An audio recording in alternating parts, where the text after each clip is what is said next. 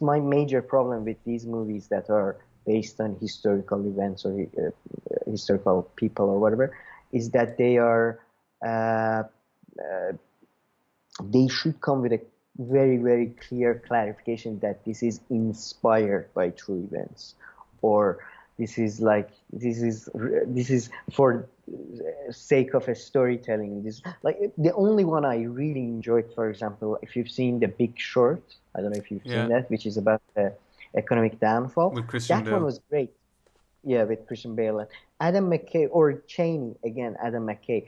Adam McKay very explicitly makes it clear during his movies that this is a take, this is Hmm. my take, and this is not exactly how historical events happen. And this movie does the opposite. In fact, by editing in real footage and all that, I think they do the opposite. And we'll get into the first. You go first. What did you think of the political themes, the ending? Uh, did you feel like right wingers probably felt a bit, you know, it's a very one of those movies that sort of shouts its message at you. Really Yeah. doesn't, try to hide its message. No, like I said, I mean, I found the overall context to be interesting, the Vietnam War. And it's kind of like, of course, back then, joining the U.S. Army was involuntary. So they also have a scene of where, they're reading people's names and all that, getting drafted. But it's very People, interesting how, like, during that time there was like such a link between domestic issues and the foreign policy. It kind of reminded me of the early 2000s, with the Iraq War and everything. Whereas right now in the progressive leftist world, so just a little. I mean, it's not like based on research or anything, just my impression. But right now, there's like a super focus on domestic issues only in the U.S., a bit less on the foreign policy, and it's interesting during that time. And even groups who had a lot of things to fight for, of course, domestically. I mean, I understand that they could get drafted and be sent to Vietnam, which is different now, which is why maybe people were more concerned with the Vietnam War. But yeah, I kind of enjoyed that time where, not that I enjoyed the Vietnam war being there, but when there is a focus on domestic and foreign kind of U.S. issues and policies. That was it. But then the movie, besides that, and besides, like, it has that political context. But from there on, I mean, there's a little bit of like political context in how people organized maybe, and then protest and riots and all this kind of stuff. But throughout the movie there wasn't like other political stuff that came out, kind of, I would say. I mean, what do yeah, you I don't mean? know. Like, I don't know, I'm just trying to think. uh, Yeah, I don't know. look, Scratch that last part. look, to me, the movie first. My huge problem with the movie. Let's just start with the historical stuff.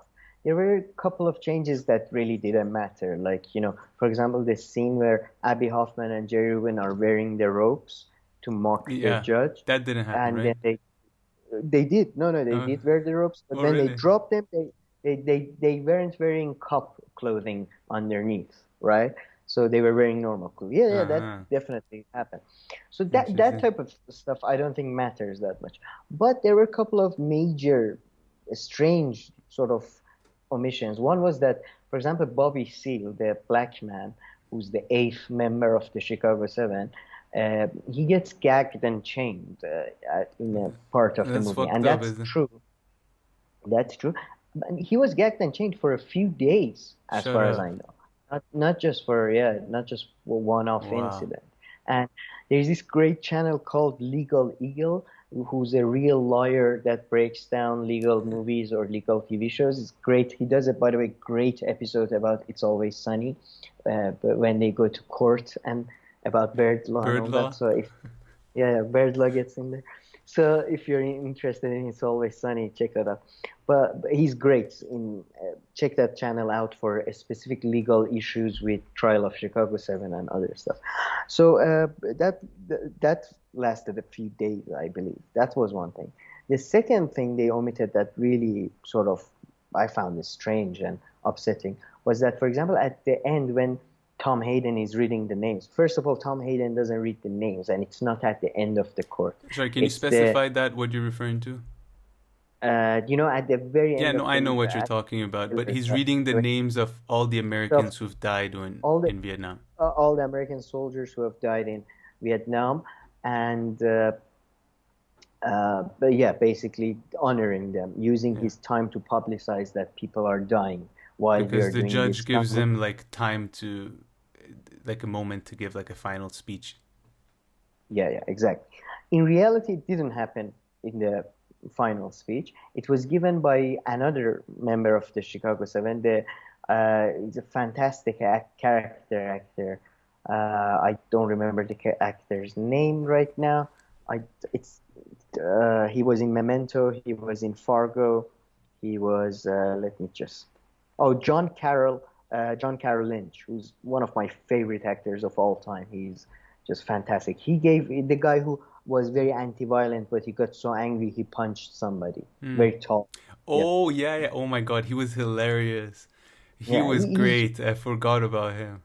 He's a character actor. You've seen him in loads of stuff, I'm sure, but you don't because he's just Yeah, just no, no. one of the best actors of his generations. But so he gave that a speech, and more importantly, that speech included the name of Vietnamese people as well. You know, There we there go. were That's better. Vietnamese people who died were included. So that was a bit disappointing. That again, it became so focused on America and American soldiers who died, and then. Although I would say these soldiers were drafted, basically young men pulled out of their home to fight in a war they didn't want to. Uh, but besides that, I think the problem with this movie is the problem with a lot of liberal movies about the past. There is at the ending there is a triumphalism, like we won sort of thing, which is complete, frankly, bullshit. The fact is that the Vietnam War came to an end during Nixon era because Henry Kissinger believed in détente with USSR and China and everywhere. He believed in a more sort of interdependent world. It didn't come to an end because a bunch of students protested or people were angry or people were coming back in body bags. Wait, the movie And says that kind of at the end, gives that impression. I think it gives that impression. That's the impression I give that, even though, it's hard and tough, but when we do activism and Yeah. when we come together, in the end, we triumph or whatever. I mean, that was the impression I got. Maybe I am reading Nice. too I was much a into bit disconnected towards the end. I wasn't or like just I was skipping. watching it fully and Uh, stuff, but like I said, it didn't engage me like I didn't love it, love it, love it. Fair enough. So I don't like that feeling of triumphalism, and I'll, especially considering what has happened ever since with Iraq War, with so many other wars, secret wars, bombings, all of that. So this idea. So I wished it was a bit more realistic in terms of ending. Maybe they got off, but then they see that this mass murder or whatever continues. And interestingly, like just 2 weeks ago, I was rewatching Century of the Self, a documentary by Adam Curtis, British documentary maker, and in that, that's actually about very much failures of the hippie, yuppie movements in '60s, all these movements and how they changed. And it has interviews with Jerry Rubin, one of the people who was in the court. Jerry Rubin is the not Sacha Baron Cohen, it's the other guy. And for when you see interviews with Jerry Rubin, he does talk about that they failed pretty much. The state basically defeated them, defeated their movement, and then it goes into the fact that then because of that, the hippies and yuppies and all these people, they went looking inwards instead of outwards and started meditating, and that trans TM and that type of thing came into fashion. So I think in reality, the reality is very different from the triumphalism feel that Mm-hmm. this movie. And as a Screen Junkies, one of the Screen Junkies guys, Spencer, I forget his family name, but one of them is called Spencer. He's very funny comedian, great film reviewer. He put like it's such a sort of it's a movie made for liberal class in U.S. to basically feel better about themselves and clap and oh we together we overcame and now we are in a better place and if we just do the right thing in the end things will work out and Do you you think know that has to do a so bit with Netflix? Do you feel like Netflix sometimes give this feeling to its original movies? No, I think it had to do more with Academy baiting the movie, sort of going for Academy Awards. Because Netflix is no, I think Netflix is just at least during the last 5, 10 years. Again, by the way, I'm an amateur film watcher and follow movie news and that type of thing. So maybe I'm wrong, but Netflix has been basically funding a lot of like pretty much funding everything, and.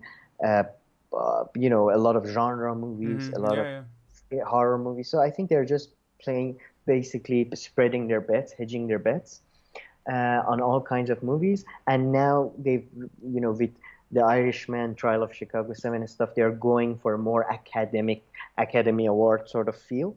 So I think that's more to do with that yeah. and Mm-hmm. Aaron Sorkin and that type of thing than necessarily Netflix because I don't think they very rarely get involved in any production or any what I mean like they rarely uh they rarely sort of like Hollywood producers come in and say change that or change this. Yeah, yeah, no, I see. Okay, very interesting. That was the thing about the hippie movement and stuff that you said is so true, right? Like, I mean, nowadays have nothing to do with being like anti-war or hippies. I mean, a hippie might be anti. Hippies do. Don't get me Yeah. wrong, a hippie might be, but like, if you see like a group of hippies, it's not necessarily that one thing that unites them are like political or social issues. No, I think that it is, but they don't necessarily believe in sort of social activism so much as in we need to change the people. We don't need to change the politicians or social structures. If people change and people believe, and I mean this is a Like a generalization, but cultural revolution, like Sacha yeah, yeah, Baron Cohen says in the movie. yeah, yeah. So I mean again, this is a huge generalization, by the way, uh, and I think it was a reaction to the fact that there was no other option when a state defeats you so overwhelmingly, Yeah. you'd have to basically turn inwards at least for a while. So I'm not being just critical about like I'm not judging that at all right now. All I'm saying in this movie, I think it's a typical American movie, feel good American movie for a specific class, for the liberal class that is Mm-hmm. somewhat feels guilty about America sometimes. So I think it's that kind of movie. It's not, and I just wish it if it clarified, that it's inspired by true events very loosely. Maybe I wouldn't have this problem. It's just that with intercutting to real life, real footage. Yeah. This is exactly again. Hopefully, we do one episode about Adam McKay movies. But if you watch Big Short or Cheney, there are scenes when they're, for example, they're ordering food, and instead of ordering food, they start ordering. So we are ordering missiles and mass murder and genocide, and with the side of chemical weapons, blah blah. He clarifies that this Yeah. is a take. This is not exact historical events because if you want to get down to exact historical events, you always end up, to be honest, getting into too muddy. It's everybody disagrees and it becomes a whole thing.